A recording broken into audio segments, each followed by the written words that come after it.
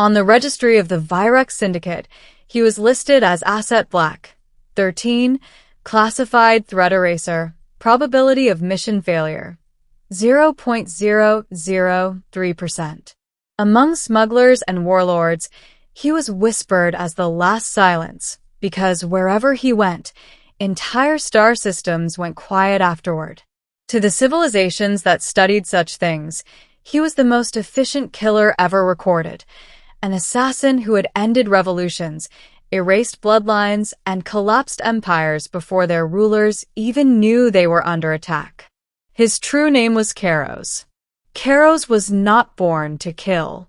He was made. His species, the Caliph, were a logical people, evolved on a world where empathy was a liability and hesitation meant extinction.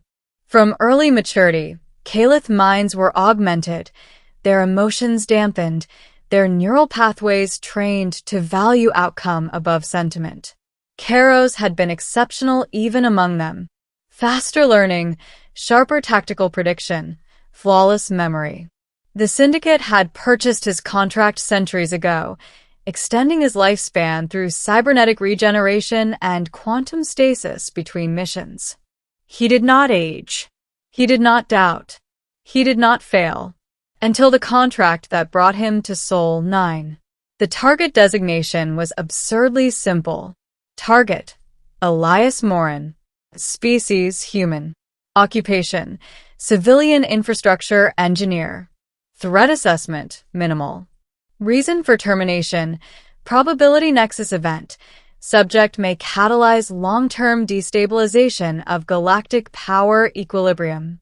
Kairos reviewed the file aboard his stealth corvette as it drifted beyond the heliopause.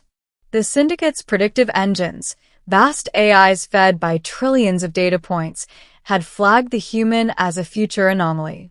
Not a general, not a ruler, not a scientist of renown. Just a man whose existence intersected too many improbable futures. In 83% of model timelines, Elias Morin survived the next decade, and humanity rose from its current fractured state into a unifying force that challenged the old empires. In 41%, humanity became the dominant stabilizing power in the galaxy. In 12%, they dismantled the Syndicate itself. Kairos felt nothing as he accepted the mission.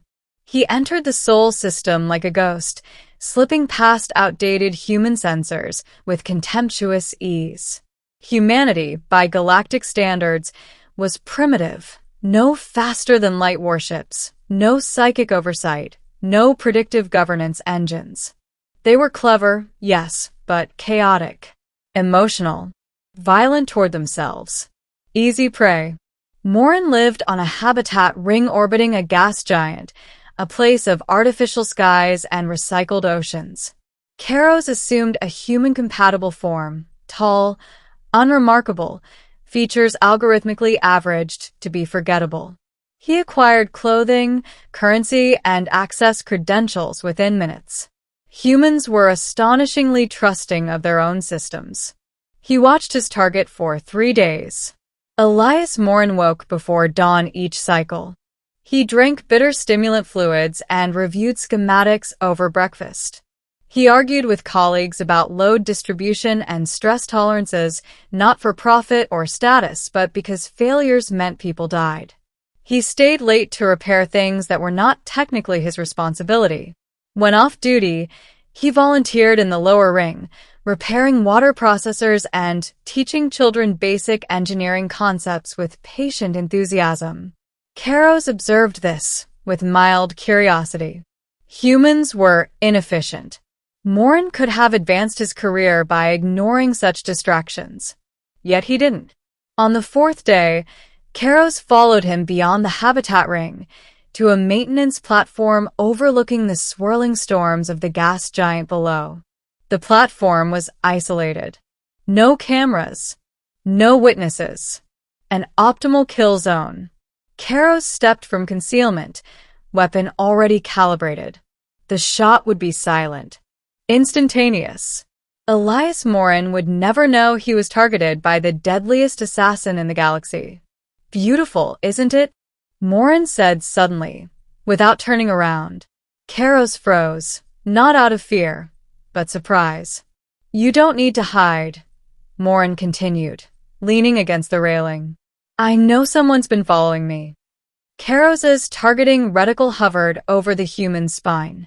A fraction of a second was all it would take. How? Karos asked, modulating his voice to human norms. Curiosity outweighed protocol. Morin shrugged. Pattern recognition, I guess. You don't walk like the others. You pay attention differently. An impressive observation, Karos noted. Still irrelevant. Are you here to kill me? Morin asked, turning at last. There was fear in his eyes, but not panic. Not pleading. Yes, Karos said. Morin exhaled slowly. Then you should do it. Karos hesitated. This was new. Why? He asked. Because if you're here, it means someone decided I'm dangerous, Morin said. And if that's true, then I was probably trying to fix something that mattered. Karos analyzed his vitals. Elevated heart rate. Stress hormones present. But also resolve. Do you know what you're accused of becoming? Karos asked. Morin smiled faintly. Let me guess. A problem. In multiple futures, you lead humanity to galactic prominence, Karos said. You disrupt established power structures. Morin laughed, a short, incredulous sound. I can barely get my superiors to approve a reinforced bulkhead. Karos found himself listening. You're looking at it wrong, Morin continued. Humans don't plan empires. We respond to crises.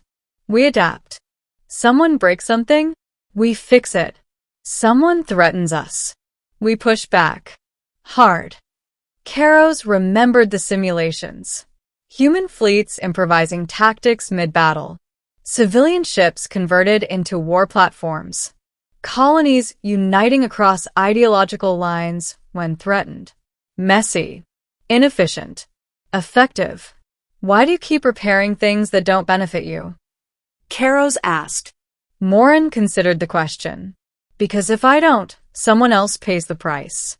And most of the time, that someone can't fight back. Karos's internal processors flagged the sensation building in his cognition as anomalous. It was not emotion, his dampeners would not allow that, but a recursive loop of unresolved variables.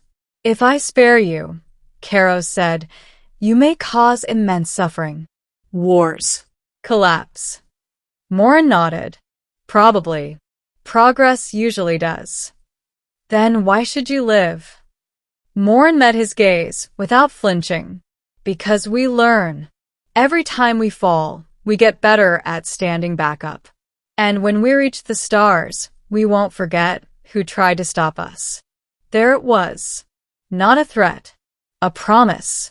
Karos saw it then, not in projections or probabilities, but in the human standing before him. Humanity's true weapon was not their technology or numbers. It was their refusal to remain broken. Their instinct to protect even when it cost them. Their capacity to turn survival into defiance. Karos lowered his weapon. I was created to end threats, he said quietly. You are one. Morin smiled sadly. So were you once. To someone else. The words struck deeper than any blade. Karos disengaged his cloak and stepped back. Leave this platform, he ordered. Forget you saw me. Morin hesitated. And you? I will report mission failure, Karos said. Target deceased. That'll get you killed. Karos's mandibles twitched in what might once have been a smile. So be it.